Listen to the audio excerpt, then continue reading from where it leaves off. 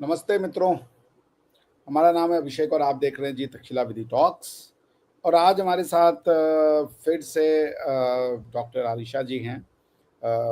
बहुत व्यस्त रहती हैं, मेरे कहने पे उन्होंने समय निकाला। आरिशा जी, आप हमारे प्रोग्राम में आई, इसके लिए आपका बहुत-बहुत आभार। जय श्री थैंक राम। यू जी। जय श्री राम। तो आरिशा जी, आपसे बहुत सारे इस बीच में डेवलपमेंट हुई हैं, पर आप चूँकि व्यस्त चल रही थी, तो आपसे वार्तालाप नहीं हो सकी। मैंने सोचा कि बात किया जाए आपसे। तो सबसे पहले तो आप स्वयं भी डॉक्टर हैं, मेडिकल फ्रेटर्निटी से आती हैं और आप काफ़ी शिक्षित हैं। ये जो भारत में आपने देखा होगा कि क्या हुआ, एक अल फलाह यूनिवर्सिटी है और उसके जो डॉक्टर्स हैं उन्होंने अपने आप को सुसाइड बॉम्बर के रूप में एक्सप्लोड कर दिया दिल्ली में, और करीबन 10 लोगों की मृत्यु हो गई और कुछ लोग जो है बहुत गंभीर रूप से घायल भी हो गए। तो आप इसको कैसे देखती हैं कि एक मेडिकल डॉक्टर क्या ऐसा कर सकता है? Is it that easy? तो एक रेशनल माइंड होता है, आप उसको ज़रा एक्सप्लेन कीजिए। जी, देखिए बिल्कुल ऐसा हो सकता है। उसकी वजह ये कि आप अगर डॉक्टर आफ़िया सिद्दीकी को देखें, तो वो भी न्यूरो साइंटिस्ट बन रही थी। फिर आप उसामा बिन लादेन को देखें तो वो भी ज़रा जेल में। आफ़िया सिद्दीकी जी के बारे में बताइएगा, मुझे बहुत ज़्यादा पता नहीं है उनके विषय में। अच्छा, डॉक्टर आफ़िया सिद्दीकी का ये है कि वो न्यूरो साइंटिस्ट बन रही थी, यूएस में थी वो उस टाइम पे। और उनसे जो है ये पकड़ा गया था कि भई वो अल-कायदा की हेल्प कर रही थी। ठीक है, उनके लिए कुछ ऐसे केमिकल्स, कुछ ऐसे मवाद तैयार कर रही थी जो कि टेररिज़्म के लिए यूज़ हो सकें। और उनका वहाँ आना-जाना भी था। इनफैक्ट उनके जो सेकंड हस्बैंड थे, उनका भी ताल्लुक वहीं से था, अल-कायदा से। तो वो वहाँ गईं, फिर वो जिस तरह से उनको पकड़ा गया वहाँ पर, और फिर उन पे ये जो है ना, मतलब था कि जब उनको पकड़ा गया तो उन्होंने अपने आप को डिफेंड करने के लिए हथियार उठा लिए और एक जो है यूएस के सोल्जर को उन्होंने मारने की कोशिश की। तो उस पर भी उनके ऊपर अलग से चार्जेस लगे हुए थे। फिर वो गिरफ्तार हुई, आई तो, और तब से उनको बाहर नहीं निकाला अभी तक। वो गुआंतानामो बे के प्रिज़न में। अब मुस्लिम्स, आपको पता है, उसको भी अकाउंटेबिलिटी तो है नहीं मुस्लिम्स में, ठीक है? वो तो उनको भी कहते हैं कि विक्टिम हैं वो। लेकिन आप खुद देख लें, इतने सारे डॉक्टर्स हैं, इतने सारे साइंटिस्ट हैं और कितने लोग हैं, जो मुस्लिम्स भी हैं या जो पाकिस्तान से भी जाने वाले इतने डॉक्टर्स हैं जो यूएस में प्रैक्टिस कर रहे हैं, उन्हीं को क्यों पकड़ा गया? क्योंकि एक तो उनका माइंडसेट था भी ऐसा, वो खुद भी इस्लामिस्ट थी। और फिर उनके बाकायदा पता चला था कि उनके लिंक्स हैं अल-कायदा से और ये जितने भी टेररिस्ट किस्म की तंज़ीमें हैं उनके साथ। तो ये कोई पहली दफ़ा ऐसा नहीं हो रहा कि बहुत पढ़े-लिखे लोग इस किस्म के जराइम में या इस किस्म के टेररिज़्म में इन्वॉल्व्ड हैं। ये पहले भी देखा जा चुका है। उसामा बिन लादेन भी एक इंजीनियर था। तो ये मसला असल में ये है जो नहीं डिस्कस करना चाहते मुसलमान, मसला उनकी आइडियोलॉजी में है। आइडियोलॉजी वो खुद टेररिज़्म को प्रमोट करती है, और अगर आपका बिलीफ ही यही बन जाए कि अगर आप नॉन मुस्लिम्स को, काफ़िर को मारेंगे तो आप जन्नत में जाएँगे। तो अब कोई जाहिल बंदा हो, कोई पढ़ा-लिखा बंदा हो, तो कोई ज़्यादा फ़र्क नहीं आता। हाँ, ये आता है कि अगर फ़र्ज़ करें जो मेजॉरिटी जो पढ़े-लिखे लोग होते हैं ना, वो अगर अच्छा कमा रहे हैं, ठीक है, वो लाइफ़ में कुछ अचीव कर रहे हैं, तो वो मुश्किल ये चाहेंगे कि उस सबको बर्बाद कर दें। मतलब एक कोई ऐसी टेररिज़्म वाली एक्टिविटी करके जिसमें वो पकड़े जाएँ या सुसाइड बॉम्बिंग करके, ऐसा वो कम ही चाहेंगे। लेकिन आपको एक मुस्लिम कम्युनिटी में एक चीज़ नज़र आएगी कि जब कोई टेररिज़्म वाली हरकत करता है, भले वो जाहिल हो, भले वो गरीब हो, लेकिन उसको मुसलमान सपोर्ट ही करते हैं, कभी उसके अगेंस्ट बात नहीं करेंगे। जैसे अभी ये जो लाल किला के जो ब्लास्ट हुए, मैंने नहीं देखा कि पाकिस्तान में कोई मुसलमानों ने इस पे कुछ किसी किस्म का प्रोटेस्ट किया हो, कोई हमदर्दी भी शो की हो, जैसे ये लोग करते हैं फ़लस्तीन के मामले में करते हैं।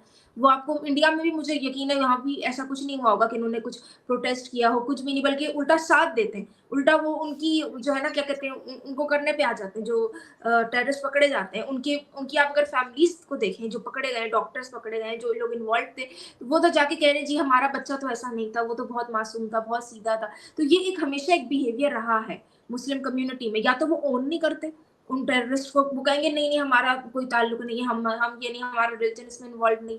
या फिर वो उसको बाकायदा साथ देंगे या खामोश होकर बैठ जाएँगे। खामोशी का भी मतलब यही होता है कि आप एक तरह से उनको सपोर्ट कर रहे हो, और ये मुस्लिम कम्युनिटी में चीज़ देखने को मिलती है। तो जो बहुत ही पढ़े-लिखे लोग हैं, वो भी आप देखेंगे खामोश रहते हैं, उनको कोई मसला नहीं होता कि कोई टेररिज़्म की एक्टिविटी करे मुसलमान, वो भी सामने आके तनकीद कर सकते हैं कि ये मुस्लिम क्यों ऐसी एक्टिविटीज़ कर रहे हैं, लेकिन वो कभी नहीं करेंगे। ठीक है? अच्छा, इसके अलावा फिर यही आइडियोलॉजी की बात आ जाती है, क्योंकि मैं तो खुद पाकिस्तान में रही हूँ। मैंने अपनी यूनिवर्सिटी में, जब मैं मेडिकल अपने स्कूल में थी, तो वहाँ भी मैंने इस तरह की आइडियोलॉजी के लोग देखे हैं, प्रोफ़ेसर्स देखे हैं जो बहुत, जिनका इस्लामिस्ट किस्म का ज़हन था। उनके बिल्कुल आप हुलिये भी देखोगे तो वही जो इतनी बड़ी दाढ़ी और टखनों से ऊपर शलवार, फिर जब वो बात करने पे आएँगे तो मुझे याद है कि हमारे मेडिसिन में एक सब्जेक्ट होता था गैस्ट्रोएंटरोलॉजी, उसका तकरीबन पूरा ही डिपार्टमेंट था जिधर मोस्टली मुल्ला किस्म के प्रोफ़ेसर्स थे हमारे। तो वो क्या करते थे, उनको लेक्चर देने आना है, ठीक है, आप मेडिसिन को डिस्कस करो, आप साइंस को डिस्कस करो। नहीं, वो आते थे, वो हमें आके अहादीस बताना शुरू करेंगे कि रसूलुल्लाह ने ये कहा था, ये खाना चाहिए, मैदे के लिए ये अच्छा है, ये अच्छा है। साइंस की तो बात उसमें होगी ही नहीं, वो तो आप खुद जाके स्टडी करो। उनका मकसद होता था किसी तरह से बस अपने रिलिजन को या उसकी उनकी बातों को जस्टिफाई करना बैठ के। और वो ये करते थे लेक्चर्स के दौरान। अब मतलब हम लोग तो चलो वहाँ मेजॉरिटी मुसलमान थी, हम इस पे बात करते नहीं थे। अब कोई नॉन मुस्लिम बच्चा बैठा हो तो वो ये बातें क्यों सुने? उसका तो ये बिलीव भी नहीं है। लेकिन ये इस्लामिस्ट किस्म की जो आइडियोलॉजी है, एक्सट्रीमिस्ट, ये बिल्कुल पढ़े-लिखे लोगों में भी पाई जाती है। अब उसमें डिफरेंट तरह के लोग हैं, कुछ ऐसे सेल्फिश जो नहीं चाहते वो अच्छा कमा रहे हैं, लाइफ एन्जॉय करें, क्यों खराब करें?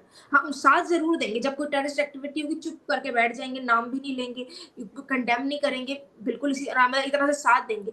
लेकिन कुछ ऐसे हैं भी कि जिनकी आइडियोलॉजी इतनी एक्सट्रीमिस्ट हो जाती है, वो समझते हैं कि हाँ ठीक है, हमें करना चाहिए, टेररिस्ट एक्टिविटी हो रही है, ठीक है, हमें साथ देना चाहिए, सुसाइड बॉम्बिंग करनी चाहिए, या अगर हम लोगों ने साइंस पढ़ ली है, ठीक है, तो उसको भी हम गलत तरीके से हम यूज कर सकते हैं।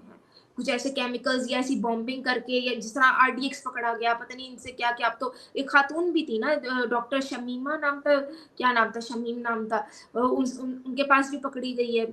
भाई वो लोग इनके राइसिन रेसिन करके कोई जहर है वो यस, बना रहे थे। यस, यस, यस, कि हम मंदिर में प्रसाद में डालेंगे, पानी में डालेंगे।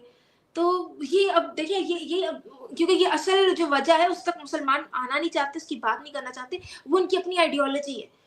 ये आइडियोलॉजी ही इनको उकसाती है, मतलब इनको इतना डिल्यूजनल बना देती है कि इनको लगता है कि दूसरे इंसानों की जान लेने से जो है ना हमें सवाब मिलेगा। और ये बिलीफ है, क्योंकि इनका बिलीफ सिस्टम है। तो यही अच्छा, सारी बात है। तो आप तो जी, जी। विदेश में थी, तो क्या विदेश में भी दिल्ली टेरर की घटनाएं डिस्कस की गई टीवी में, समाचार पत्रों में, या इस तरीके से? हाँ, की गई, और पता भी चला कि भई ठीक है, इतने डॉक्टर्स वहाँ से पकड़े जा रहे हैं, इतने लोग पकड़े जा रहे हैं। तो ये सारा कुछ था, न्यूज़ में था, बिल्कुल। लोकल न्यूज में था? हाँ, टू सम एक्सटेंट, बहुत ज़्यादा नहीं, डिटेल में नहीं, लेकिन हाँ, बिल्कुल इस बॉम्ब ब्लास्ट के बारे में ये सारी खबरें थी।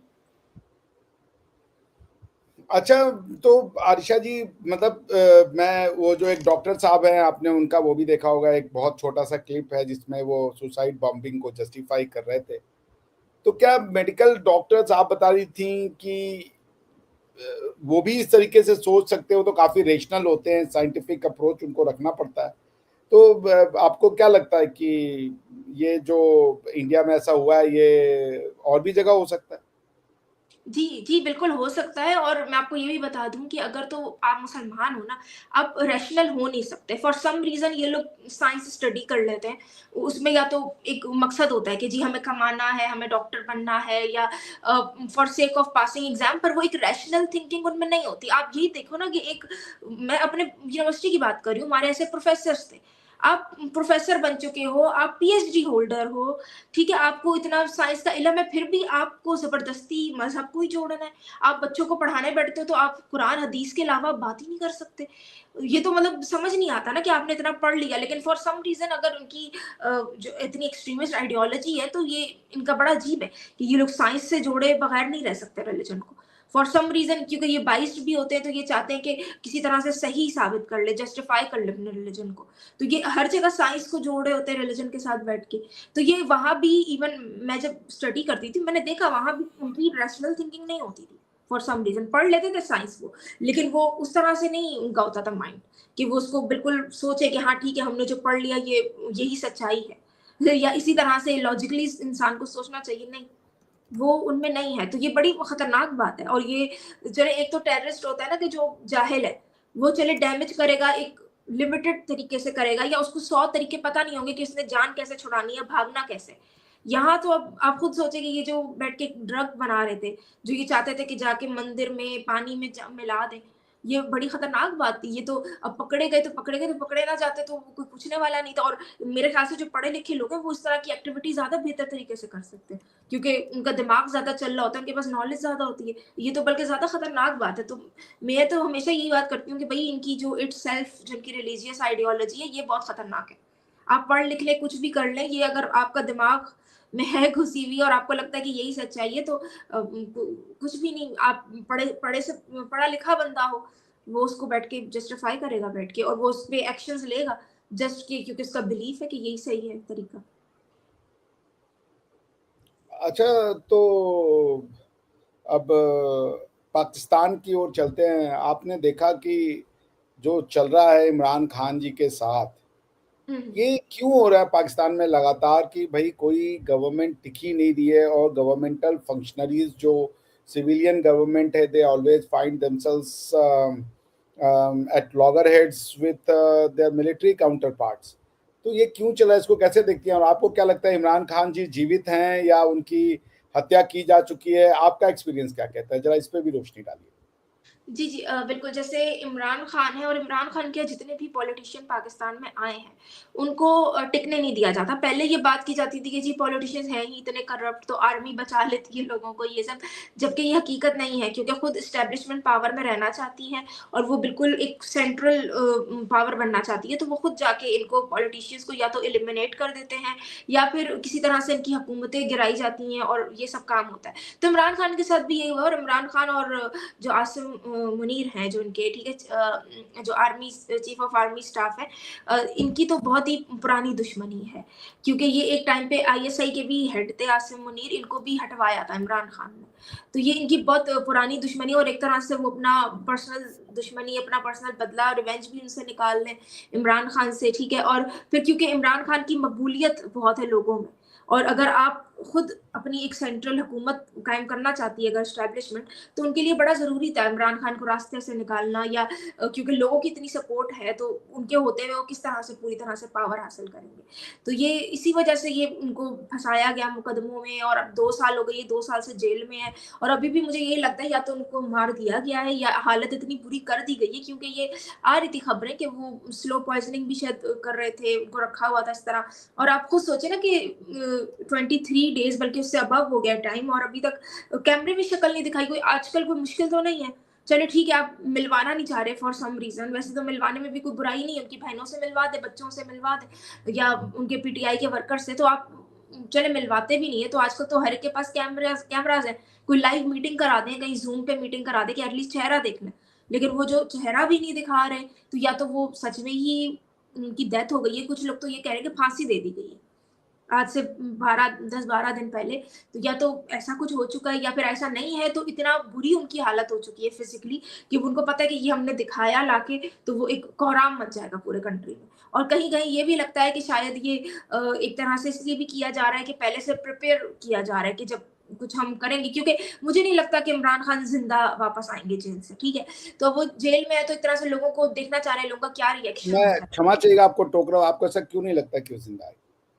नहीं, एक एक मकसद था। आप सोचिए ना कि 2 साल से वो जेल में है, ठीक है? और उनसे मिलवाया नहीं जा रहा, और फिर एक ज़ाहिर-सी बात है, उनको जेल में डाला भी गया था, किसी मकसद के तहत डाला गया था, और एक पीछे बैकग्राउंड भी है दुश्मनी का कि आसिम मुनीर को इन्होंने हटवाया था जब वो हेड बन रहे थे, और ज़ाहिर-सी बात है जब उनको पावर में रहना है तो उनको ऐसी चीज़ों को तो ख़त्म करना होगा, जो उनके लिए मसला बन सकती हैं, क्योंकि अगर आप अभी इमरान खान को निकाल दो, ठीक है? या अभी उनको आप जेल से निकालो, तो उनकी इतनी सपोर्ट है, लोग सड़कों पे आ जाएँगे।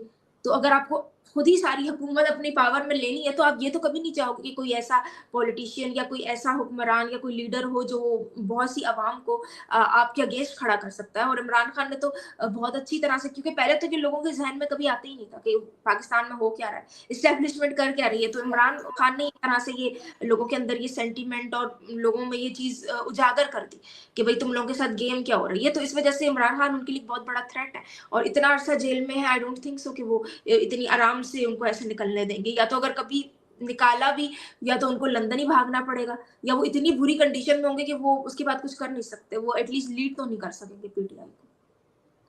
मगर इमरान खान भी तो इस्लामिक स्टेट बनाना चाहते थे, और पाकिस्तान की जो ये सेना है वो भी तो यही बनाना चाहती है, फिर ऐसा क्यों?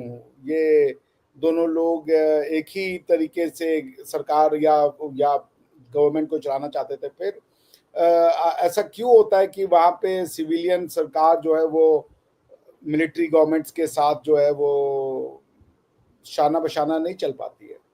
देखिए हाँ, इमरान खान जो है बातें तो वो भी यही करते थे कि उनको मदीना रियासत बनानी है और ये सब है, और जहाँ तक आसिम मुनीर हैं तो वो खुद भी इस्लामिस्ट हैं। लेकिन बात ये आ जाती है कि इनके अपने ज़ाती मफ़ाद होते हैं, फिर इस्लाम को तो यूज़ किया जाता है। अब आप खुद देख लेना, इमरान खान की आप लाइफ़ देखिए, उनका पास्ट या इवन प्रेज़ेंट भी देख लें, ठीक है? यहाँ तक भी रिपोर्ट आती है कि वो खुद भी ड्रग एडिक्ट है।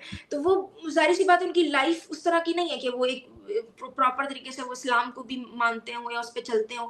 लोगों को बेवकूफ़ बनाने के लिए बहुत अच्छी तरह से यूज़ किया जाता है इस्लाम को, रिलिजन को, क्योंकि लोग भी अनफॉर्चुनेटली उनमें कोई वो इंटेलेक्चुअल कुछ भी उनमें वो नहीं है कि समझ सकें कि उनके साथ क्या गेम हो रही है। और ज़ाहिर बात है, आपने एक कौम को इस्लाम के अलावा कोई पट्टी नहीं पढ़ाई, इतना अरसा हो गया, और आपके पास सिर्फ़ कहने को यही बात हो एस्टेब्लिशमेंट की कि भई टू नेशन थ्योरी, कि हम लोग अलग हो गए हिंदुओं से, तो आपने एक ही घुट्टी अगर आप आवाम को अपनी दे रहे हो, एक ही चीज़ पढ़ाई जा रहे हो, तो ज़ाहिर-सी बात है उसी को लेके आप उनको करते हो। हालाँकि अगर दोनों ही चीज़ों में देखा जाए, तो इमरान खान के दौर में भी कोई करप्शन बहुत कम नहीं हुई थी। उनकी अपनी जो फैमिली है, उनकी अपनी वाइफ़, इंक्लूडिंग सिर्फ़ वाइफ़ नहीं, जो वाइफ़ के रिश्तेदार हैं, सब ने इतने अपने एसेट्स बना लिए।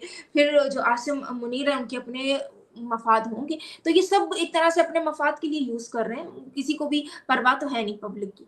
अब ये है कि इस्लाम इनको एक अच्छा वो मिल जाता है टूल लोगों को ब्रेन वॉश करने का, तो वो अपने-अपने तरीके से दोनों ही यूज़ कर रहे हैं। मगर ये कब तक इसको यूज कर पाएंगे, आपको क्या लगता है? एक ना एक दिन तो फिर ओवरडोज तो यस, फिर होगा ना यस, लोगों यस, को, एंड आई मतलब। आई थिंक सो कि ये अब टाइम आना चाहिए और लोगों को भी समझना चाहिए। हम तो पूरी कोशिश कर रहे हैं कि ये जो टूल इस्तेमाल किया जा रहा है, लोग इसको समझें, और समझना बड़ा ज़रूरी है। नहीं भी समझेंगे तो वक़्त समझा देगा, और बेहतर यही जितना जल्दी समझ लें। जब वक़्त समझाएगा तो ज़्यादा बुरी तरह समझाएगा, अब इससे ज़्यादा और क्या आगे बुरा होगा। ठीक है, आगे फिर बुरा ही टाइम आएगा। लेकिन यही बात है कि अब लोगों को ये चीज़ समझानी पड़ेगी, और हाल में समझ आ जाएगी। जब इतना समझ आ गया कि एस्टेब्लिशमेंट का क्या रोल है कंट्री में, आहिस्ता-आहिस्ता बाकी चीज़ें भी समझ आ ही जाएँगी।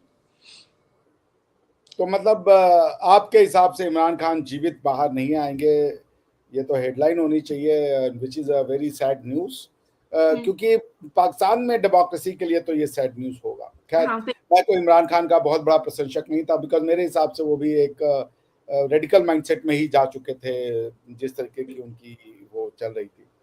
खैर, चलते हैं अब हम अपने कार्यक्रम के तीसरे पड़ाव की ओर। भारत ने जो है वो आपने देखा भी, अयोध्या में प्रभु श्री राम का धर्म ध्वजा लहराया गया। मैं आपसे सच कहूं तो मैं बहुत भाव विभोर हो गया था। हुँ, मेरे लिए बहुत बड़ी घटना थी कि प्रधानमंत्री जी ने धर्म ध्वजा को लहराया, और मैं इसलिए भाव विभोर हुआ क्योंकि देखिए, यही हमारी इतिहास है, यही हमारी पहचान है।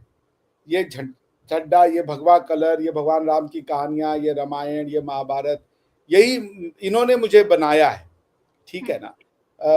तो उसके ऊपर जितना अटैक किया गया ये कम्युनिस्टों के द्वारा, कि आप सोचिए, भगवान श्री राम के बारे में कहा गया, उनका एक ये था कि उन्होंने अपनी वाइफ को किसी धोबी के कहने पर छोड़ दिया। ये सब चीजें उठाई गई, और किसी महापुरुष के लिए नहीं उठाई गई। उनका स्त्रियों के साथ क्या संबंध था, किसी ने नहीं किया। हुँ, जैसे भगवान बुद्ध भी अपनी वाइफ को सोते में छोड़ करके चले गए थे, मगर आपको किसी ने इसके ऊपर किताबें लिखती हुए कोई एनालिसिस नहीं मिलेगा। हुँ, और बाकी जो है वो तो आपको पता है, उनके तो नाम पे कुछ हो ही नहीं सकता। वो तो सर तन से जुदा वाला हिसाब किताब हो हुँ, जाएगा वहां पे, अगर वो सब ये चीजें अगर आपको महापुरुषों का, उनकी महिलाओं की, उनकी वाइफ के साथ रिलेशन बताना था तो आप सबका बताते। खैर, तो मेरे लिए बड़ा भावुक क्षण था जन्म ध्वजा का वो हो जाना। और मुझे बहुत, आज मैं गोवा में रहता हूँ, गोवा में 77 फीट की भगवान श्री राम की एक बहुत बड़ी जो स्टैचूट है, जो मूर्ति है, उसका भी अनावरण प्रधानमंत्री जी ने किया। तो अब मुझे धीरे धीरे एक होप लगती है कि शायद ये जो छूट छूट सोया हुआ समाज था हमारा, वो जग रहा है। आप इन सबको कैसे देखती हैं? और भारत की ये जो इकोनॉमी है, 8.2% का ग्रोथ रजिस्टर किया, one of the highest in the world. तो आप इसको कैसे देख रही हैं? क्या इसकी चर्चा विदेश में है, या आप का इसके बारे में क्या ख्याल है? नहीं, बिल्कुल इसकी तो अभी चर्चा होगी, क्योंकि ये अभी प्रेज़ेंटली ये चीज़ हुई है, और बल्कि अभी कुछ दिन पहले ये भी सुनने में आ रहा था कि मिलिट्री के लिहाज़ से जो 3rd नंबर पे जिस वक़्त सबसे ज़्यादा पावरफुल देश है, वो भी इंडिया। जी, वो भी इंडिया को करार दिया गया है। तो ये इस बिल्कुल, और इंडिया जो है वो बहुत अच्छी उस पे दिशा पे जा रहा है, और आप ये भी देखें कि डोनाल्ड ट्रम्प साहब ने तो टैरिफ लगा दिए थे, उसके बावजूद भी जीडीपी ग्रो कर रहा है। उसकी वजह ये भी है कि ऑब्वियसली कंज्यूमर काफ़ी ज़्यादा है इंडिया में, और ये सब है, और ये बहुत अच्छी बात है, एंड आई थिंक सो कि जो लोग ओपोज़ करते हैं, ठीक है, मोदी साहब को, उनकी गवर्नमेंट को, उनको इस बारे में देखना चाहिए, और ये बहुत अच्छा, मतलब इंडिया ग्रो कर रहा है, एंड आई थिंक सो कि ये फ्यूचर में इसी तरह से ग्रो करेगा। उसकी वजह भी है कि इंटरनली भी मैटर्स बहुत स्टेबलाइज्ड है, एक प्रॉपर आपका डेमोक्रेटिक कंट्री है, अनलाइक के पाकिस्तान के जो है वो यही चल रहा है कि कौन पावर हासिल करेगा, आपस में ये लोग लड़ रहे हैं, ये सारे मामलात हैं। और फिर ज़ाहिर-सी बात है, ये एक तो स्टेबलाइज़ हुआ है, फिर लोग भी बहुत ज़्यादा चीज़ों को समझे हैं, हिंदू धर्म को लेकर, ठीक है? लोगों में ये सारी जो है ना, क्या कहते हैं, एक तरह से उजागर हुआ है, मतलब अवेयरनेस चीज़ों को लेके, और उनमें ये जो कहते हैं ना देशभक्ति वो थोड़ा बढ़ गई है, पहले शायद इतना नहीं था, एंड आई होप कि जैसे बाहर के भी हालात बन रहे हैं, तो मेरे ख़्याल से तो लोगों को जो बाहर भी हैं ओवरसीज़ इंडियंस, वो भी अगर इंडिया में आएँ तो उनके लिए बहुत अच्छी अपॉर्च्युनिटीज़ हैं। उस तरह की अब वो सर्कमस्टेंसेस अच्छा, नहीं है। आप एक पाकिस्तानी थी, और क्योंकि मुझे लगता है पाकिस्तान में जैसे ही नॉलेज का एंटीडोट लगता है सब इंडियन बन जाते हैं, ये हुँ, एकदम नॉर्मल सी चीज है ना, जैसे ही हाँ। तो आप क्या फील करती हैं जब आप देखती हैं कि ये बेसिकली हम लोग तो एक ही हैं, आप हमारी ही हैं, तो हुँ। आप कैसा फील करती है जब आप भारत की तरक्की को देखती हैं और भारत के बारे में दुनिया में अच्छा सुनती है, तो आपका क्या फीलिंग होता है आरिशा जी? नहीं, मुझे तो बहुत अच्छा लगता है, और मैं तो चाहती हूँ कि वो तरक्की करे, ये हमारा खित्ता तरक्की करे, क्योंकि जितना हम लोगों के साथ पास्ट में जो चीज़ें हुई हैं, जिस तरह हमें लूटा गया है, जो चीज़ें हुई हैं, दे वर रियली वर्स, और एक वजह है कि आप ये नहीं कह सकते कि आप कहते हो कि भई हमारे लोग सिविलाइज़्ड नहीं है, पाकिस्तानी इंडियंस के बारे में ये कहा जाता है, ये सारी चीज़ें। तो आप खुद सोचो कि तब्दीली आने में, चीज़ें चेंज होने में टाइम टाइम लगता है, और आप जो है ना, हमारे साथ तो हमेशा से रेसिज़्म और ये चीज़ें रही हैं इंडियंस के साथ, और पाकिस्तान के साथ भी, तो ये मुझे अच्छा लगता है कि इतनी बड़ी अगर इंडिया ग्लोबल पावर बनता है, तो मुझे तो बहुत प्राउड फील होगा, क्योंकि ज़ाहिर-सी बात है, हम भी उस खत्ते से, अब अगर कुछ पाकिस्तानी ज़्यादातर अब ऐसे हैं ब्रेन वॉश्ड कि वो अपने आप को ना माने, तो ये तो उनका ही दिमाग खराब है, उसमें उसका कोई क्या कर सकता है। और मैं आपको यही बता दूँ, अभी समझे, बाद में समझे, उनको जुड़ना उधर ही है। उनको जुड़ना अपनी धरती से ही पड़ेगा। अभी अभी आप देख लेना, आजकल की न्यूज़ है, यूएई ने फिर वीज़ा बंद कर दिया पाकिस्तानियों के। तो मैं यही सोचने वाला था, यार अब तुम लोगों ने जिनको बाप बनाया, उन्होंने फिर तुम लोगों को डिसोन कर दिया।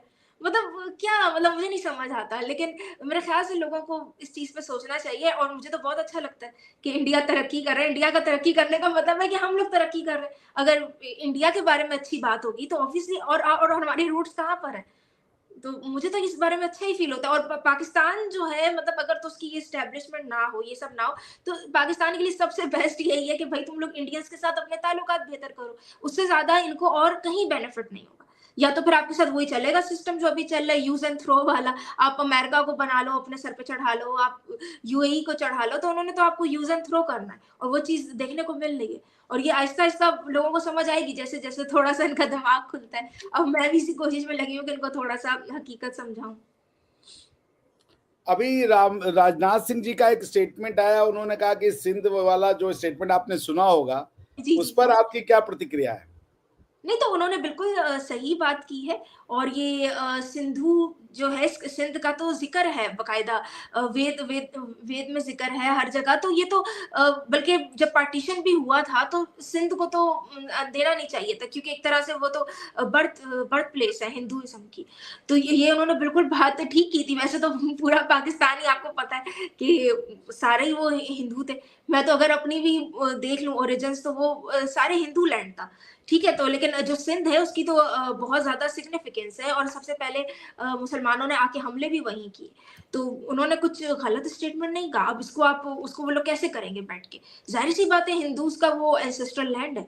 हाँ, उसको बैठ के आप जो मर्ज़ी कहानियाँ लगाते रहो, और अभी भी सिंध में काफ़ी तादाद है हिंदूज की, बहुत पूरे-पूरे आप वहाँ उमरकोट जो है, मतलब पूरे-पूरे इलाके हैं जहाँ अभी तक बहुत हिंदू बस रहे हैं, तो ज़ाहिर-सी बात है उन्होंने कोई इसमें स्टेटमेंट गलत नहीं कही है। तो सिंध के लोगों का इस पे क्या है? ज्यादातर लोगों का, सिंध के जो सिंधी हैं, उनका क्या इस पे राय रहता है? क्योंकि लोग ये मानते हैं कि सिंध के लोग जो है वो जितना पंजाबी रेडिकल है उतने नहीं है। आपका इसके बारे में क्या ख्याल है? अच्छा, सिंध के लोग ना बहुत ज़्यादा रेडिकल नहीं हैं, जैसे पंजाबी हैं, बिल्कुल मिट्ठू मियाँ जैसे लोग ऑब्वियसली वहाँ एग्ज़िस्ट कर रहे हैं और वो खुले दंदनाते फिर रहे हैं, उनको तो ख़ैर स्टेट का भी सपोर्ट है इस वजह से भी, वरना सिंध के लोग इतने रेडिकल नहीं हैं, समवेयर वो अपनी ओरिजिन्स को भी ओन करते हैं, अपनी चीज़ों को भी ओन करते हैं, तो वो उस तरह के रेडिकल नहीं है और उनका इतना कोई नेगेटिव रिएक्शन नहीं आया। इनफैक्ट पाकिस्तान की एक मिनिस्टर है, उन्होंने तो खुल के पार्लियामेंट में कहा है कि अगर क्योंकि उनको एक स्टेटमेंट तो लगा ना कि इस तरह का स्टेटमेंट दिया गया, तो उन्होंने कहा कि अगर इसका जवाब देना होगा, तो वो उन्होंने इस पे बात की, तो उन्होंने यही कहा, उन्होंने कहा इसका क्या जवाब है? इसका यही जवाब है कि वो सच बोल रहे हैं, कि वो सही बात बता रहे हैं कि अगर इंडिया में दोबारा शामिल होता है सिंध, तो ये कोई अचंभे की कोई बहुत ही गलत बात नहीं होगी और अगर आप सिंध की पुरानी हिस्ट्री भी देख लें, तो ये तो सिंधु नदी और ये तो पूरा सिंधु तो पहले ही मतलब एंसेस्ट्रल लैंड है हिंदूज़ का, तो वो उन्होंने बिल्कुल इस बारे में तो खुल के बात की उन्होंने पार्लियामेंट में। तो कोई ऐसा नेगेटिव, क्योंकि ज़ाहिर-सी बात है वो उस चीज़ को इनकार नहीं कर सकते। जो बात कही गई है, तो कोई इतने नेगेटिव रिएक्शंस मुझे तो देखने को नहीं मिले एज़ सच। तो और आप एक ये बात भी है कि आप जी, आप ये कहना चाह रही कि सिंध में इसका कोई बहुत ज्यादा निगेटिव वो नहीं है? नहीं, हाँ, फिलहाल मेरी नज़र से तो नहीं गुज़रा, बल्कि एक जो मिनिस्टर है वो तो उसी चीज़ को दोहरा रहे थे कि जी, ये हाँ, बिल्कुल ऐसा है और ये तो वेद में लिखा हुआ है कि सिंध तो बिलॉन्ग करता है हिंदू सिविलाइज़ेशन से और ये सारा। तो उन्होंने इस बात को ओन किया। Yes, yes. Oh, that's refreshing to know. तो येस। तो आपसे ये भी पूछना चाहूंगा और हम अपने कार्यक्रम के अंतिम पड़ाव पर चलते हैं कि ये जो भारत का जो अंदर का मुसलमान है, वो अपनी हिस्ट्री को ओन करने के लिए क्यों नहीं तैयार होता, जबकि वो तो मेजॉरिटी हिंदुओं के साथ रह रहा है, अपने भाई बहनों के साथ रह रहा है? उसको आप कैसे देखती हैं? ये बिल्कुल ये इनकी आइडियोलॉजी की वजह से कुछ तो इनके अपने दिमाग में ये एक फ़तूर ही है कि भई जी हम अरब से या तुर्क से हैं, वो भी एक अलग ही इनका है।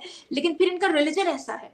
रिलिजन में देखिए ना, अब आपको कोई और बुक ऐसी नहीं मिलेगी, आप गीता पढ़ लो, आप और किताबें पढ़ लो, खुल के कुरान में लिखा हुआ है यहूद और नसारा तुम्हारे दोस्त नहीं हो सकते, पॉलीथियस्ट सबसे वर्स्ट हैं, ठीक है? अच्छा, फिर इनके यहाँ एक उम्मत का कॉन्सेप्ट है कि भई आप मुस्लिम ब्रदरहुड, मुसलमान ही सिर्फ मुसलमान का भाई होगा, कोई अगर आपका नॉन मुस्लिम है, भले वो आपका बहुत करीबी दोस्त हो, लेकिन अगर आपको उसकी हेल्प करनी है या आपको किसी मुसलमान की, तो आप मुसलमान को पहले सिलेक्ट करोगे। तो ये जो आइडियोलॉजी है, ये सिर्फ इसमें सिर्फ एक फैक्टर नहीं है कि ये लोग अपना सिर्फ हिस्ट्री भुला बैठे हैं या ये अपने आप को ज़बरदस्ती अरब या तुर्क बनाने पे लगे हुए हैं। इनका एक बहुत बड़ा फैक्टर इनकी अपनी रिलीजियस आइडियोलॉजी है, जो इनको सिखाती है कि भई मुसलमान अलग है, मुसलमान एक अलग उम्मा है, उनको पहले रखना है, सदका खैरात दोगे आप सिर्फ मुसलमान को दोगे, आप सदका खैरात नहीं दे सकते किसी नॉन मुस्लिम को।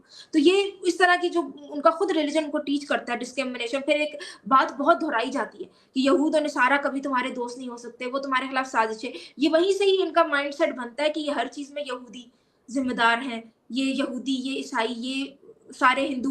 तो ये इनका एक बना हुआ है, इनको बाकायदा टीचिंग दी गई है कि आपको दोस्ती नहीं करनी नॉन मुस्लिम्स के साथ। तो ये बहुत सारे जो फैक्टर्स हैं ना, एक इनकी अपनी रिलीजियस टीचिंग और फिर एक जो इनके अपने दिमाग का एक वो है कि भई हम तो अरब हैं या हम तुर्क हैं। तो ये सारी कॉमन फैक्टर्स मिल के जो है ना इनके साथ, ये इनको इस तरह से बना रहे हैं और ये इस तरह से एक्ट कर रहे हैं। लेकिन मुझे लगता है कि ये जो अब इस वक़्त जो हुआ है भारत में कि जी पूरा सिलेबस चेंज किया जा रहा है, लोगों को नई तालीम दी जा रही है, हिस्ट्री जो बिल्कुल छुपाई गई थी और जिसमें उसको डिस्टॉर्ट किया गया था, उस उन चीज़ों को दोबारा से ठीक किया जा रहा है। तो मुझे लगता है आहिस्ता-आहिस्ता इन पे फ़र्क पड़ेगा, क्योंकि अब अच्छा, एक तो हमारी तरह के एक्स मुस्लिम्स आ गए हैं, जिन्होंने बिल्कुल ही इस्लाम छोड़ दिया। फिर अभी कुछ ऐसे भी आ रहे हैं जो अपने आप को सनातनी मुस्लिम कहते हैं।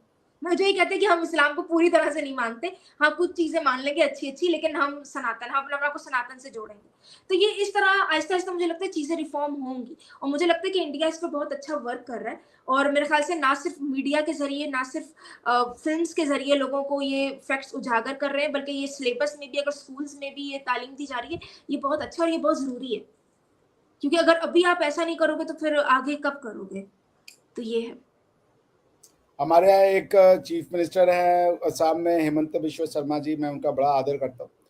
तो उन्होंने कहा कि मैं जब चीफ मिनिस्टर बना तो मेरे पास एक फाइल आई, उनमें कहा कि जी मदरसा के लोगों को वेतन देना है, सरकारी वेतन यानी कि सैलरी देनी है, आप साइन कर दिए। तो उन्होंने कहा भाई ये मदरसा को सरकार क्यों चला रही है, क्योंकि उसमें तो सब कुछ वो पढ़ते कि ये सब गलत है और ये है, तो उसको सरकार क्यों पैसा दे रही है।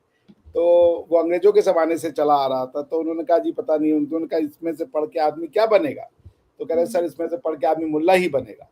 तो उन्होंने कहा कि तो भाई हम उसको क्यों चलाएं, फिर तो उनका पर्सनल होना चाहिए। और उन्होंने कहा ये जो स्ट्रेट से अगर चल रहा है तो सबको स्कूलों में बदलो, जो कि एक साइंटिफिक स्कूल हो।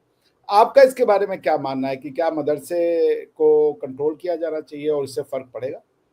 नहीं, नहीं, बिल्कुल कंट्रोल करना चाहिए, इससे बहुत फ़र्क पड़ेगा क्योंकि ये जो मेन जो जिहादी बनते हैं ना, ठीक है, ऐसे लोग भी निकल रहे हैं जो डॉक्टर्स हैं, बल्कि अगर आप ये भी देखेंगे जो डॉक्टर निकले, इनका भी कहीं न कहीं आपको यही पता चलेगा कि ये मदारिस से जुड़े हुए थे, वहाँ भी किसी किस्म की तालीम हासिल कर रहे थे, वहाँ से ऑलरेडी रेडिकल हो चुके थे, फिर चाहे साइंस पढ़े, मैथ्स पढ़े, कुछ भी पढ़े, तो वो दिमाग तो उनके रेडिकल हो चुके हैं।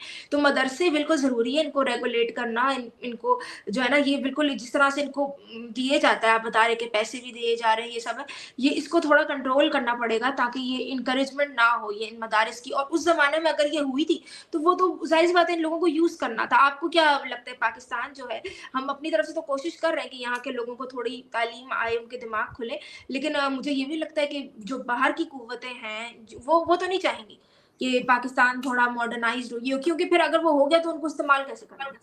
जिहाद के लिए मुजाहिदीन कभी चाहिए हो गए आपको वॉर के लिए, तो उनको आप यूज़ कैसे करोगे? तो फॉर दैट आपको चाहिए कि आप इस तरह के लोगों को पागल बना दो, रेडिकल बना दो। तो इसी वजह से ये सारी चीज़ें की जाती हैं और पाकिस्तानियों को तो अभी ये बात समझ नहीं आती, लेकिन मेरा ख़्याल है कि ये इंडिया में बिल्कुल मदारिस को एक तरह से बैन ही कर दो तो ज़्यादा बेहतर है, क्योंकि ज़रूरत नहीं है। ठीक है, वर्शिप प्लेस होगी, मस्जिद आपको जाना है जाओ, मदारिस आप को इतने कोई ज़रूरी नहीं है, ठीक है? या उनको रेगुलेट किया जाए, वहाँ साइंस की तालीम भी दी जाए लोगों को और उनकी जो फंडिंग है उसको भी उस पे नज़र रखी जाए, चेक रखना ये बड़ा ज़रूरी है। जी, हम आरिशा जी से जो लोग प्रश्न पूछना चाहते हैं, ऐसे 2 प्रश्न हम ले लेंगे। आप दर्शक लोग जो हैं और आरिशा जी उनका उत्तर देंगी। और तब तक जब तक कि ऐसे कोई प्रश्न आते हैं, एक शुभम थोराट जी कह रहे हैं, अभिषेक जी आप गोवा में रहते हो क्या? वर्क से रहते हो या आपका? जी, मैं गोवा में रहता हूँ, मैं यहाँ पे प्रोफ़ेसर हूँ, लॉ यूनिवर्सिटी में, तो अब यही मेरा परमानेंट घर है। तो जीना यहाँ, मरना यहाँ, यहीं से जाना है। तो आरिशा जी से जो लोग प्रश्न पूछना चाहते हैं वो अपने अपने प्रश्न मुझे भेज दें। भाषा संयमित रखें और छोटा प्रश्न होगा तो आरिशा जी उसको बहुत आराम से उत्तर दे पाएंगे। एक्स मुस्लिम सोहेल ऑफिशियल जी हैं, इनको भी लाइक कीजिए, सब्सक्राइब कीजिए। वो कह रहे हैं कि इस चैनल को लाइक और सब्सक्राइब भी कीजिए। देखिए सब मनुष्य हैं, क्योंकि ये एक्स मुस्लिम या ये इसलिए लिख रहे हैं क्योंकि freedom of speech and expression किसी भी सोसाइटी का एसेंस होता है।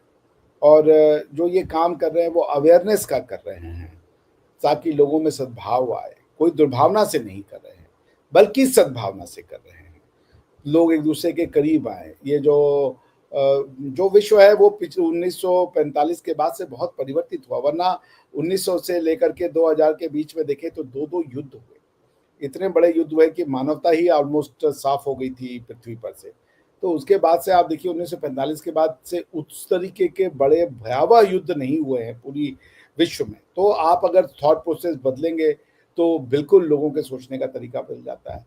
एक समय था कि भारत में जो अंग्रेज आए, जो क्रिश्चियंस आए, उन्होंने यहाँ की मूर्तियों को खंडित किया। आज वो आते हैं और भारत की बड़ी-बड़ी मंदिरों को और मूर्तियों को दिखा कर ये कहते हैं कि I am proud we were astonished कि इंडिया में ऐसी चीज़ें हैं। तो यस, मानसिकता बदली जा सकती है, प्रयास किया जा सकता है और यही प्रयास हम और डॉक्टर आरिशा जी जो हैं वो कर रहे हैं ताकि हम लोग एक दूसरे के साथ आएँ, मानवता में सब एक दूसरे के साथ रह सकें। That's the purpose. तो आरिशा जी कोई प्रश्न तो मेरे पास नहीं आया है, मैं आपसे एक लास्ट प्रश्न पूछता हूँ, क्योंकि कई बार बहुत देर में भी आते हैं प्रश्न। वो ये लास्ट प्रश्न ये है मेरा कि अगर आपको कोई बड़ी शक्ति दी जाए जो आप एज अ पाकिस्तानी यूज़ करें पाकिस्तान के समाज को बेहतर बनाने के लिए, तो वो कौन सी 2 काम आप करना चाहेंगे?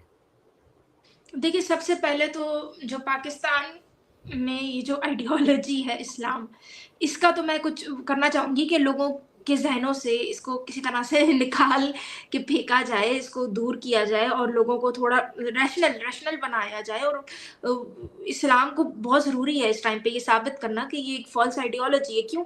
ये हर चीज़ की बेसिस है। आप एजुकेशन भी हासिल कर लो, आप कुछ भी कर लो, अगर आप एक इस्लाम को पढ़ रहे हो और आप जितना इस रिलिजन में घुसोगे, आप उतने ही रेडिकल बन रहे हो। तो आपके लिए मज़हब भी किसी यूज़ का नहीं, क्योंकि हम देखते हैं यहाँ तकरीबन सभी ने डिग्रीज़ ली होती है पाकिस्तान में, ठीक है? फिर भी आप देख लो उनकी क्या हालत है, बिल्कुल रैशनल नहीं है चीज़ों को लेके, अफ़ेयर्स को लेके। मैं तो ऐसे लोगों को जानती हूँ, अपनी यूनिवर्सिटी से प्रोफ़ेसर्स को जानती हूँ, जो पीएचडी होल्डर हैं, वो इतने इर्रेशनल है कि उनको हर तरह से इस्लाम को सपोर्ट करना होता है, तो वो बिल्कुल वो तो बातें सुनते ही नहीं हैं।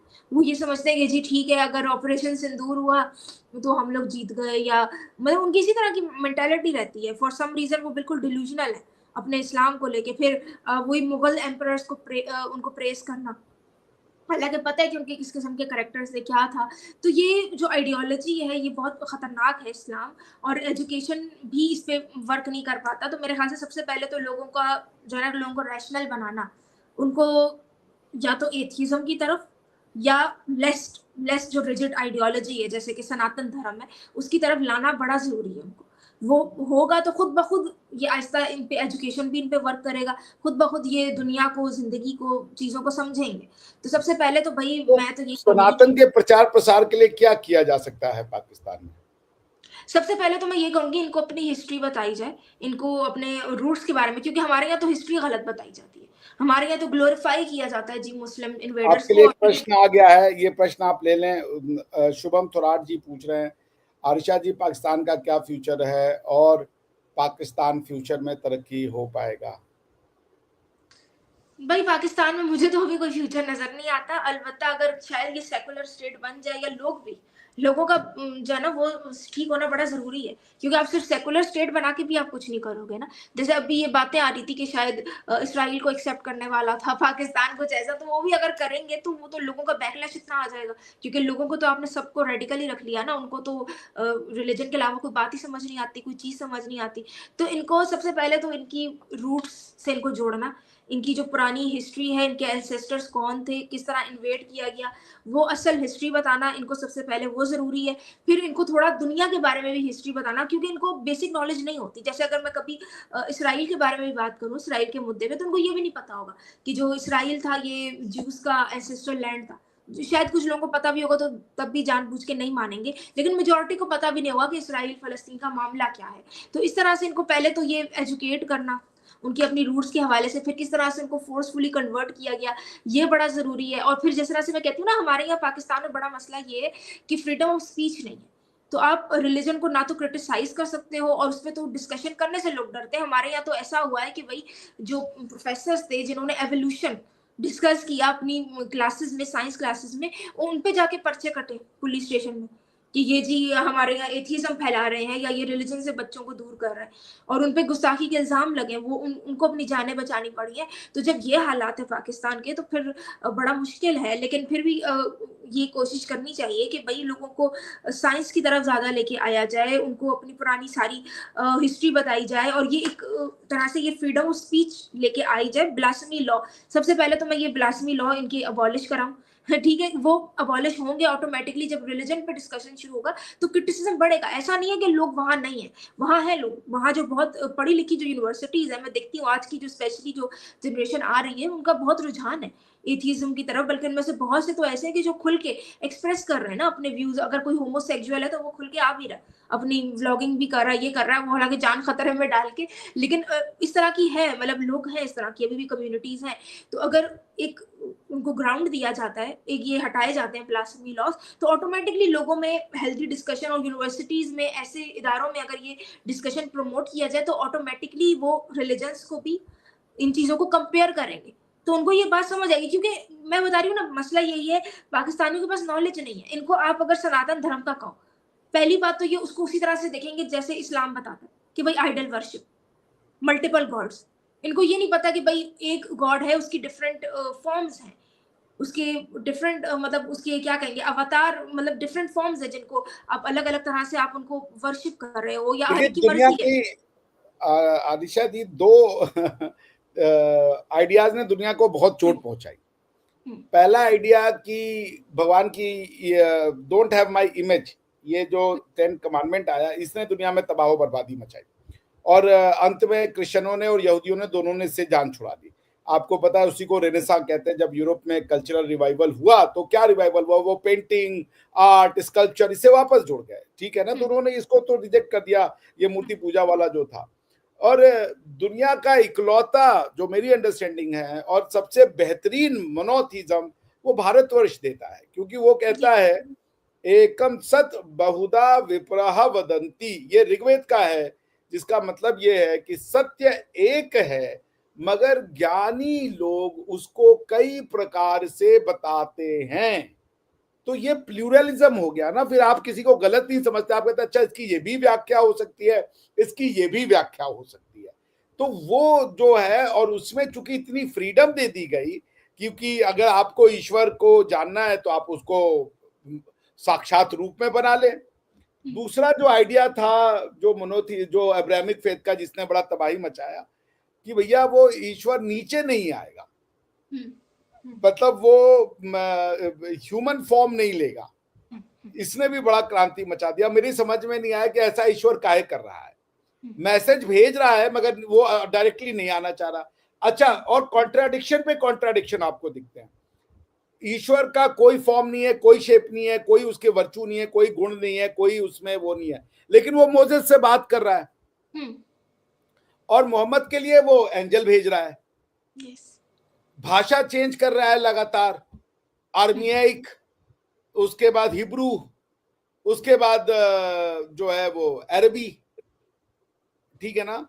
उसके बाद गॉड जिनके लिए उसने समुद्र को चीर दिया, हुँ, उसको कह रहे ये बड़े घटिया लोग हैं, इनसे बात मत करो, हुँ, हुँ, ठीक है ना। वो तो चोजन वन थे ना मोसेस। हुँ, तो इसलिए, और फिर जब भगवान बोल नहीं सकता तो मोसेस से बात कैसे की, हुँ, किस भाषा में बातचीत की, भगवान सुना कैसे। मोसेस ने तो सुनी तो भगवान से ही बातचीत हो रही थी ना। हुँ, तो उसके बाद और फिर एडम वाले में भगवान आकर के चल करके एडम से बात कर रहे हैं, एडम ने भगवान को देखा, तो फिर भगवान फॉर्म एंड शेप लेके कैसे आया, आप समझ रहे हैं। तो देयर लोड्स ऑफ जिसे कह लीजिए, जो थ्योरी को पढ़ने वाले लोग हैं वो उसको पढ़ते ही समझ जाएंगे कि भैया इसमें बड़ी प्रॉब्लम है, this yes, theory doesn't fit. तो मगर यह है कि ये यहूदियों का कॉन्स्टिट्यूशन है, हुँ, बाइबल यहूदियों का कॉन्स्टिट्यूशन है, जो यस, न्यू टेस्टामेंट है वो क्रिश्चियंस का कॉन्स्टिट्यूशन है।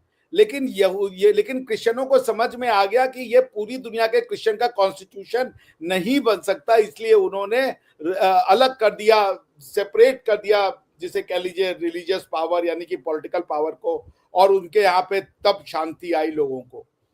तो ये कुरान है, ये इसका भी जो सॉरी जो इस्लाम है, इसको भी उसी पथ पे जाना है, क्योंकि जो इनके पिताजी हैं क्रिश्चियनिटी और यहूदी, उन दोनों ने तो सेक्युलरिज्म को अपना लिया है। सिर्फ इनकी बारी है, जितना टाइम ले लें, जितनी गर्दनें काट लें, आना इसी रास्ते पे है। यस, तो there is no other way around, कि आपको कोई और जाना और पड़ेगा। और ये सनातन की ओर मैं आपकी बात से सहमत हूँ कि पाकिस्तानियों को और भारत के हिंदू हुँ, मुसलमानों को भी सनातन की ओर लाने की आवश्यकता है। यस, यस, और सनातन, एक बार पता है पाकिस्तान का सबसे बड़ा मसला ये, मैं भी जब वहाँ पढ़ रही थी ना पाकिस्तानियों के दरमियान, देखिए एक अजीब-सी एनवायरनमेंट बन गई है पाकिस्तान में। मेजॉरिटी मुसलमान है, सुन्नी मुसलमान है, ठीक है? अच्छा, फिर वो ये देखते हैं कि भई अहमदी जो है वो तो बोल ही नहीं सकते, अपने रिलिजन के बारे में तो ज़ाहिर ही नहीं कर सकते। अच्छा, हिंदूज़ भी जो बेचारे रह रहे हैं वो भी डर के रह रहे हैं। कोई आपको नज़र, जैसे एक इंडिया था ना, तो वहाँ डॉक्टर ज़ाकिर नाइक भी अपना पंडाल लगा के हज़ार लोगों के बीच में अपने रिलिजन को डिस्कस। पाकिस्तान में आप वो नहीं कर सकते। पाकिस्तान में एक इस्लाम के अलावा ना कोई हिंदू प्रीचर आके एक मजमा लगा के लोगों को प्रीच कर सकता है, ना कोई क्रिश्चियन पादरी, कोई भी नहीं आके, ठीक है? तो ये क्या देखते हैं, ये देखते हैं बस इस्लाम ही सच है, यही है। अच्छा, फिर नहीं बाकी इनका रिलिजन्स को मुझे लगता है ना आरिशा जी, एक ये भी समस्या है कि इस्लाम ये को सच से ज्यादा ये जो कन्वर्जन का नशा है ना, यस, यस, ये एक बड़ा प्रॉब्लमेटिक है, क्योंकि जब आप कन्वर्जन को ना नीचे डाल देते हो, समाज के अंतिम व्यक्ति तक ये ऑब्सेशन पहुंचा दो कि सबको कन्वर्ट करना है, तो फिर वो फिर कोई भी तरीका अपनाने लगता है, क्योंकि कोई कंट्रोल तो है नहीं उसके ऊपर। मैं मुसलमान हूँ, मुझे किसी लड़की को कंट्रोल करना है, सबसे अच्छा तरीका है उसको, अगर वो क्रिश्चियन है तो मुसलमान बना लो, उससे बच्चे पैदा करो। ये एक मानसिकता होती है नॉर्मली। तो ये जो कन्वर्जन का जो खेल है ना, जब तक नहीं रुकेगा, प्रोसेलिटाइजेशन को तो कंप्लीट बैन देना पड़ेगा, और ये जो फ्रीडम ऑफ रिलीजन का चूरन है, इसको बहुत हद तक रेगुलेट करने की जरूरत है, वरना ये कई देशों को बर्बाद करेगा, उनके इतिहास को खा जाएगा, उनके कॉन्स्टिट्यूशन को खा जाएगा। चलिए हम दूसरे प्रश्न पे चलते हैं, और ये लास्ट प्रश्न लेंगे। कई अच्छे कमेंट्स आए हैं आपके लिए। आरिशा जी, पाकिस्तान की जनता आर्मी के खिलाफ रिवोल्ट क्यों नहीं करती? 1 मिनट में बताइए इसको। अच्छा, ये देखिए इसकी वजूहात है, लोग डरते भी हैं, लोगों में अब अगर देखा जाए तो शायद एक इमरान खान एक ऐसी उम्मीद थी कि लोग रिवोल्ट करते, अब वो भी समझ नहीं आ रहा क्योंकि अभी इतना कोई रिएक्शन तो आया नहीं, अब जिस तरह की इमरान खान के बारे में आ रही है खबरें, तो वो एक लोगों का वो बन चुका है और लोग डरते भी हैं, लोगों की ज़िंदगी भी मुश्किल हो चुकी है। कहा जाता है पाकिस्तान को कि जी जज़्बे वाली कौम, तो वो है नहीं जज़्बा, बल्कि लोग उल्टा पाकिस्तान से भाग रहे हैं बजाय कि रिवोल्ट करने के। हालाँकि इनको ये करना चाहिए और अभी नहीं, इनको बहुत पहले इनको बहुत पहले ही कर देना चाहिए था। लेकिन अब वो ऐसा नज़र नहीं आ रहा कि ये लोग करेंगे। मुझे तो नहीं लगता कुछ ख़ास हो पाएगा पाकिस्तान का जो हालात है।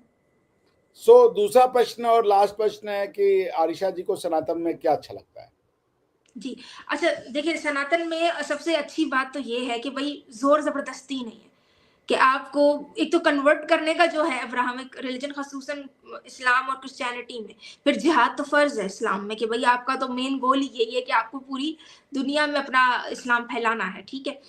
इस तरह का कुछ नहीं है, ठीक है? आपकी अपनी मर्ज़ी है और आप जो लोग एक तरह से पॉलीथीज़्म जो कहते हैं हिंदुइज़्म को या सनातन को, इसमें सबसे अच्छी बात यही है कि इतने इतने रूप हैं गॉड के, कि आप जो रूप आपको भाता है, जो समझ आता है, आप उसकी वर्शिप करो, आप अपने तरीके से करो, कोई आप पे ज़ोर ज़बरदस्ती नहीं करेगा, ठीक है? फिर आप खुदा को जिस रूप में पूजना चाहते हो, जैसे आप उसको बनाना चाहते हो। मैं तो पेंटिंग भी कर देती हूँ, मैंने तो माँ काली की पेंटिंग बनाई, ये बनाई, तो मुझे कोई ऐसा नेगेटिव रिएक्शन नहीं आया। मैं अभी बैठ के किसी ख़ुसूसन इनके प्रॉफ़िट की बना देती मुसलमानों की, तो उन्होंने तो मुझे छोड़ना नहीं था। ये बात है। अच्छा, फिर आप ये देखिए क्रिटिकल थिंकिंग कि आप सनातन को वक़्त के साथ रिफ़ॉर्म कर सकते हो और रिफ़ॉर्म हुआ है क्योंकि आपको डिस्कशन अलाउ है, आपको क्रिटिसिज़्म अलाउ है, आप बैठ के जैसे महाकुंभ हुआ था उसमें लोगों ने बैठ के रिलिजन को डिस्कस किया। ये आप इब्राहिमिक रिलिजन्स में आपको करना है तो बस करना ही है और फिर आप वक़्त का यही होता है कि टाइम आगे बढ़ता जाता है, ठीक है? लोग तरक्की करते जाते हैं लेकिन आप पीछे रह, क्यों? क्योंकि आप तैयार नहीं हो रिफ़ॉर्म करने के लिए, लेकिन सनातन धर्म ने हमेशा से पहले की तरह से हमेशा से रिफ़ॉर्म किया है। अच्छा, फिर अगर देखा जाए जितने भी इस टाइम पे रिलिजन्स हैं, एक तरह से एक सेकुलर आइडियोलॉजी है इटसेल्फ, जो लोग कहते भी है ना कि अब ये भारत में इतना राइट विंग आ रहा है या ये अगर हिंदू राष्ट्र बन गया, तो बात ये है कि भई सनातन इटसेल्फ एक सेकुलर आइडियोलॉजी है, उस किस्म की रिजिड आइडियोलॉजी नहीं है। तो जो सनातन का राइट विंग भी होगा, वो ऐसा नहीं होगा कि लोगों को पकड़ के मारा जा रहा होगा, ज़बरदस्ती कन्वर्ट किया जा रहा होगा, ये उनसे उनके बिल्कुल हकूक छीने जा रहे होंगे, ऐसा ऐसा कभी भी नहीं हुआ और ये होगा भी नहीं, ठीक है? तो ये भी लोगों को समझने की ज़रूरत है और मुझे ये चीज़ अच्छी लगती है। फिर अगर आप पुराना इतिहास भी उठा के देख लो, तो कभी ऐसा नहीं हुआ कि सनातन के लोगों ने जाके इन्वेजन्स किए हों, लोगों को मारा हो, ज़बरदस्ती अपने आप धौंस जमाया हो लोगों पे जाके। तो ये सारी बातें हैं और इस लिहाज से देखा जाए तो ये बहुत अच्छी और आज के ज़माने में अगर देखा जाए तो यही सबसे बेहतरीन आइडियोलॉजी है as compare to other religions. Yes, it is a best ideology जिसने फिलॉसफी और ज्ञान को जो है ईश्वर के आइडिया को बहुत अच्छे से बताया है, मगर यही है कि इसको समझ नहीं पाया। तभी तो यहाँ पे देखिए आयुर्वेद, वेद, योग, सब चीज को लिया गया ना, कोई एक चीज को छोड़ा नहीं अच्छा, गया। और साइंस को भी अगर आप देखो तो ये आपको सनातन में ही मिलेगी चीजें सबसे ज्यादा जो वेद ही साइंटिफिकली। साइंस है ना। यस। साइंस का मतलब क्या है? किसी भी चीज को जानने का तरीका अगर रेशनल है, अगर वो कह ही नहीं रहा है कि मानो इसको, अगर कोई भी नॉलेज सिस्टम आपको फोर्स नहीं कर रहा है कि इसको मानो, बल्कि वो ये कह रहा है इसको जानो, इसको प्रश्न करो, तो वो अपने आप में साइंस हो गया। साइंस का मतलब है ability to ask question. No knowledge is the final frontier, ठीक है ना? तो ये आप अगर वेद को पढ़ें, और आजकल तो यूट्यूब पे बहुत सारे ऐसे आ गए हैं, द्वैत की फिलॉसफी आप पढ़ें तो बड़ा मजा। जो चीज मुझे सनातन में बहुत अच्छी लगती है ना, वो आइडिया ऑफ जो शरीर और जो ये है आपकी आत्मा, इसको ये बड़ा अच्छा व्याख्यात करते हैं। और इससे देखिए फिर क्या होता है ना, आपका जीवों के प्रति बड़ा एक सजीव, चूंकि आत्मा एनर्जी है, मैं मर जाऊंगा, मेरा शरीर यहाँ रहेगा, मगर इसमें जीवन नहीं होगा, तो ये तो कुछ तय है कि शरीर और जीवन के बीच में कुछ अंतर है। क्योंकि जब मैं मरूंगा तो मेरा शरीर यहाँ होगा, पर उसमें जीवन नहीं होगा, तो क्वेश्चन है वो कहाँ गया। तो इसका ये एक्सप्लेनेशन है कि वो आत्मा है। आत्मा क्या है भाई? एनर्जी है। एनर्जी के लिए, और ये देखिए जो अब्राहमिक फेथ हैं वो लॉज ऑफ थर्मोडायनेमिक्स के साथ फिट नहीं बैठते। लॉज ऑफ थर्मोडायनेमिक्स कहता है energy can neither be created nor be destroyed, ठीक है ना। If energy can not be created then the जो जेनेसिस है उसमें भगवान कहते हैं let there be light, and from every stage of imagination science ने प्रूव कर दिया, स्पेशली अल्बर्ट आइंस्टाइन साहब के आने के बाद, कि जो प्रकाश है lambda is equal to mc square, यानी बाद में उसको ई कहा गया, E is equal to mc square. Energy ही मास है और मास एनर्जी है, ठीक है ना। तो अगर एनर्जी जो है जो लाइट क्रिएट करता है वो क्रिएट नहीं की जा सकती है, यानी एनर्जी को बनाया नहीं जा सकता, तो गॉड ये कैसे कह दिया कि let there be a light. आप समझ रही है ना। तो laws of thermodynamics basically is in contradiction with the genesis कि let there be light. Yes, और आप जी आप ये भी देखें कि जो विष्णु के 9 अवतार थे, जो उन्होंने 9 फॉर्म्स जो उनकी थी, तो वो आप एवोल्यूशन अगर आज का स्टडी करें तो वो बिल्कुल इसी तरह से ही है कि कैसे मल्टीवर्स की बात सबसे बड़ी अच्छी चीज है, मल्टीवर्स। मैं आपको आत्मा वाले पे जाता हूँ, फिर मैं आत्मा के, अब जैसे मैं मर गया तो इसके अंदर की एनर्जी निकली, ये जरूरी नहीं है कि किसी मानव के ही शरीर में जाए, क्योंकि शरीर तो कई है, सुअर की भी है, गाय की भी है, प्राणियों कई तरह के प्राणी हैं, ये एनर्जी किसी में भी जा सकती है। आप समझ रही है ना, क्योंकि जीवन तो सब में है और शरीर भी सब में है, इसलिए मानव को कहीं सुपीरियर नहीं बताया गया बाकी तरीके के जो ये हैं जीवों के वो हैं, तो ये सब उसका पार्ट है। तो मेरी आत्मा कल को कौवे में जा सकती है तो मैं कौवा बन जाऊंगा, आप समझ रहे, क्योंकि वो भी एक जीव है। तो ये जो बड़ी एनहांस थ्योरी है लाइफ को समझने की और इल्यूजन को, माया को समझने की, जैसे तमसो माँ ज्योतिर्गमय असतो माँ सदगमय, ये बहुत बड़ी डीप। आपने कभी मैट्रिक्स देखी है? मैट्रिक्स मूवी है, मैट्रिक्स का नाम सुना आपने? हाँ, मैंने नाम तो सुन रखा है। मैं आपको ना वो दिखाता हूँ।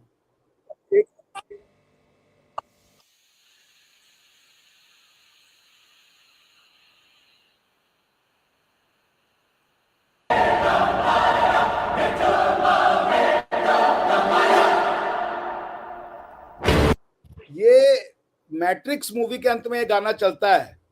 इन्होंने क्या किया था कि ये जो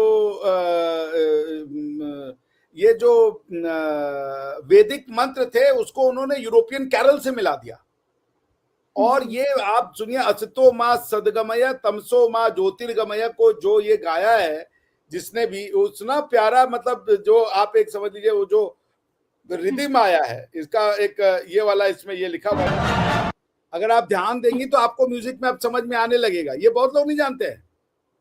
ये मैट्रिक्स बनाने वाले ने, और आपको पता ओपेनहाइमर भी मरते समय गीता का ही वो कर रहा था, तो इसको आप जरा ध्यान से सुनिए बस 1 मिनट में।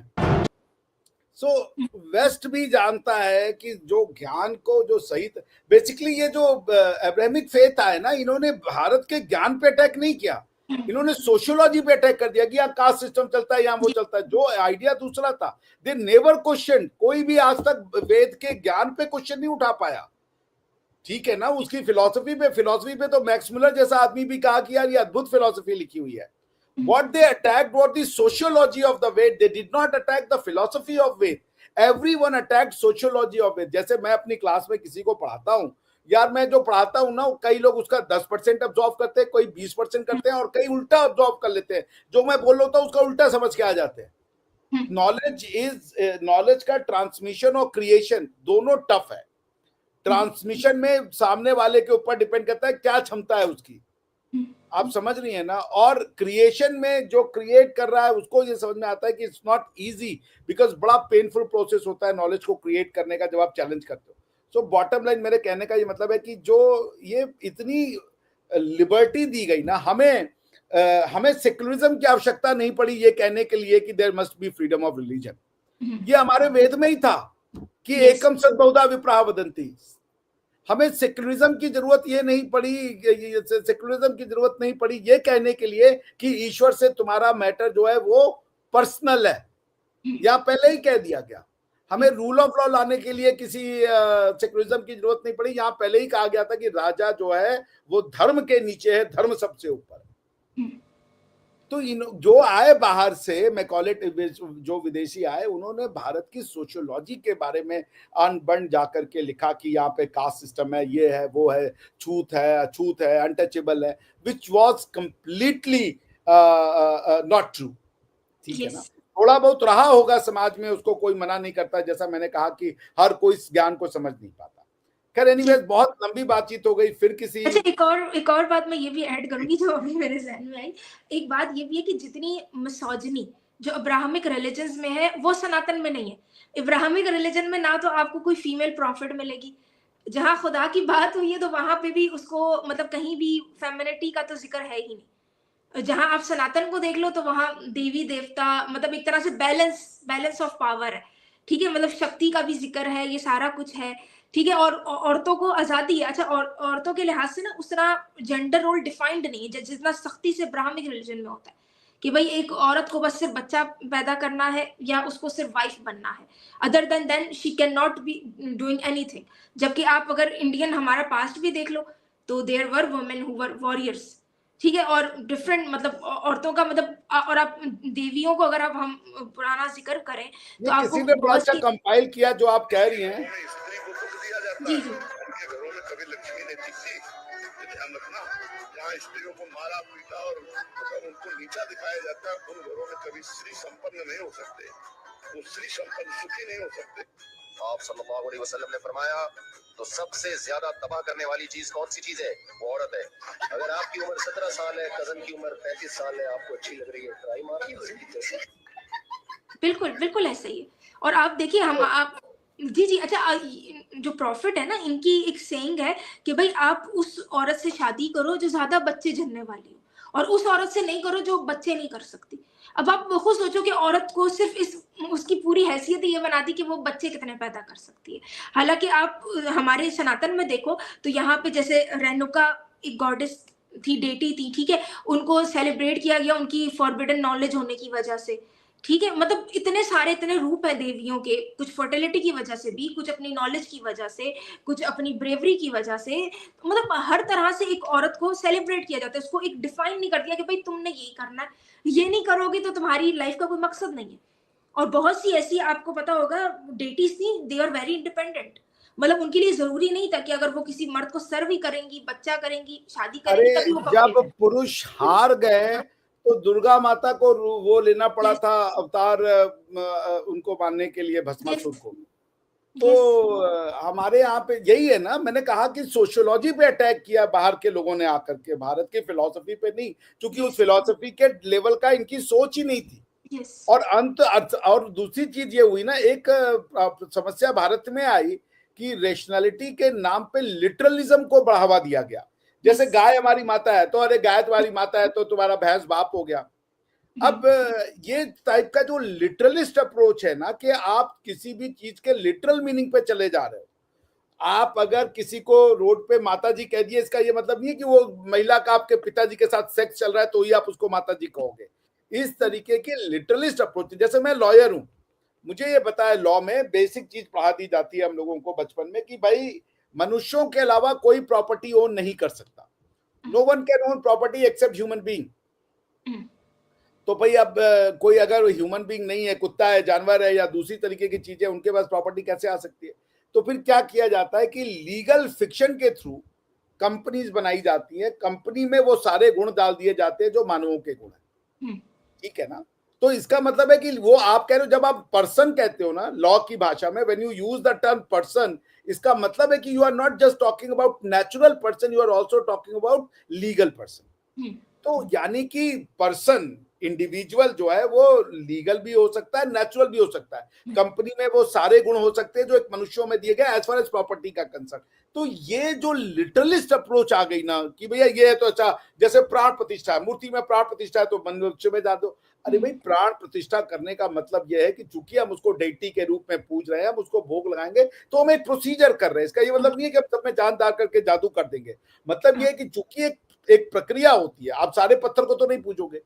जो आप विग्रह बना रहे हो उसमें एक प्रक्रिया करते हो, आप उस प्रक्रिया के तहत आप मानते हो कि अब ईश्वर का इसमें वास है। अब है नहीं है, ये तो एक मान्यता की बात है। जैसे कंपनी में जो ह्यूमन की क्वालिटीज है वो कंपनी की क्वालिटीज होती है। तो क्या बोलो कि अच्छा तुमने तो इंसान बना दिए, तो अब जरा और भी इंसान बना के दिखाओ। इस तरीके के लिटरलिस्ट अप्रोचेस ने भी बहुत ज्यादा भारत का बेड़ा गर्क किया, जिसको रेशनलिटी के नाम पे लाया गया। They had a very shallow interpretation कि गाय तुम्हारी, हम गाय धरती को माता नहीं कहेंगे। अरे भाई, वो तुम्हें खिला रही है, पिला रही है। माता का मतलब ये है कि धरती के उससे अन्न निकल रहा है, तुम खा रहे हो, उसका जल ले रहे हो, वो रोल प्ले कर रहे हैं। तो एक भाई वर्चू है ना। माँ कौन होती है? माँ कौन है भाई? माँ तो सौतेली माँ भी हो सकती है, माँ अपनी माँ भी हो सकती है, माँ सरोगेट माँ भी हो सकती है, मदर इन लॉ भी माँ हो सकती है। भाई दो माँ तो लॉ ऐसे ही आता है। वरना तुम सासू को अगर माँ नहीं कहोगे तो सास के साथ तुम्हारे संबंध बन सकते हैं क्या? भाई मदर इन लॉ, ये लॉ क्रिएट कर रहा है ना। बट अदरवाइज आप अपने हस्बैंड के माँ को क्या कहोगे? बिकॉज वो टेक्निकली, अगर तुम इस इंटरप्रिटेशन से जाओ कि माँ सिर्फ वही होगी जिसने मेरे बाप के साथ सेक्स किया हो और उसके फलस्वरूप मेरा जन्म हुआ, इसके अलावा कोई माँ के लायक नहीं है, तो फिर तुम सौतेली माँ को भी नहीं कहोगे, माँ कैसे कहोगे? सासू माँ को माँ कैसे कहोगे? तो भाभी को माँ कैसे कहोगे? तो ये जो लिटरलिस्ट अप्रोच है कि भाई गाय का माता होने का मतलब है तुम उसका दूध पी रहे हो, अपनी माँ का दूध पी रहे हो। ये तो इस्लाम में भी है कि तुमने किसी और महिला का दूध पी लिया तो तुम जो है वो उसके बेटे बन जाते हो।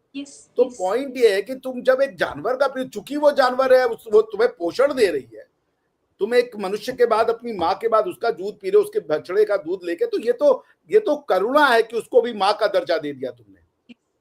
ये तो सोच है कि अब तुमने उसका दूध पी लिया, उसको मार के खाने में तुम्हारी भलाई है। अगर यही बड़ापन है कि हम जिसका दूध पी रहे हैं उसी को हम मार के भी खा सकते हैं, तो ये सोच है। आप में वो करुणा नहीं है। मैं तो अपने समाज को ज्यादा करुणा मानता हूँ, ज्यादा उनको मानता हूँ कि दया है इनके अंदर।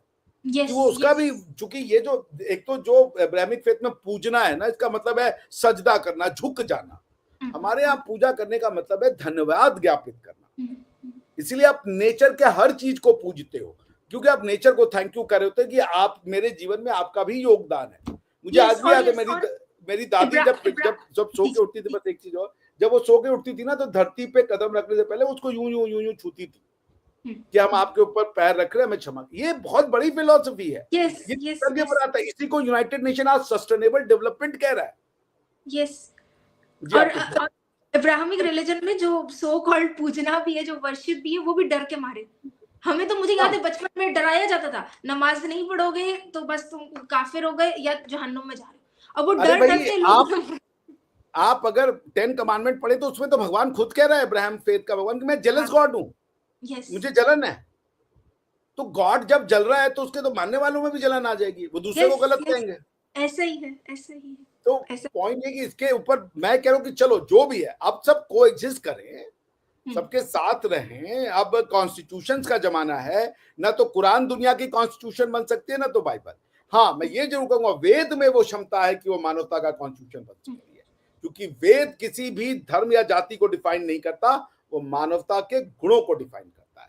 खैर एनीवेज, इस पे फिर कभी चर्चा होगी। आरिशा जी, आपने अपना समय निकाला 1 घंटे का, बहुत बहुत धन्यवाद। और हम लोग अक्सर हर संडे को अब ये लाइव किया करेंगे यदि समय होगा तो, और इसी तरीके की सार्थक चर्चा में आपका हम सहयोग लेंगे। आप आई, इसके लिए बहुत बहुत आपका आभार। जय राम जी की। जी, जय राम जी की।